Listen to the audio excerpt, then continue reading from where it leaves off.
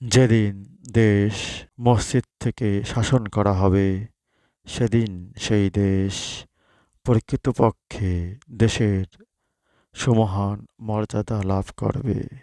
একটি দেশের মালিক কখনোই জনগণ নয়, কারণ দুনিয়ার সবকিছুর মালিক আমাদের সৃষ্টিকর্তা, আমাদের অভিভাবক, আমাদের একমাত্র মালিক আল্লাহ পাক।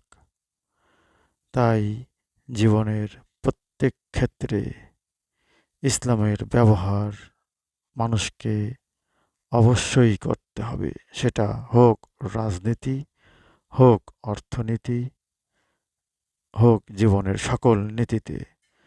তাই আসুন আমরা সবাই এমন নেতা নির্বাচন করি যিনি ইসলামের পক্ষে সবসময় ছিলেন এবং থাকবেন ইনশাআল্লাহ।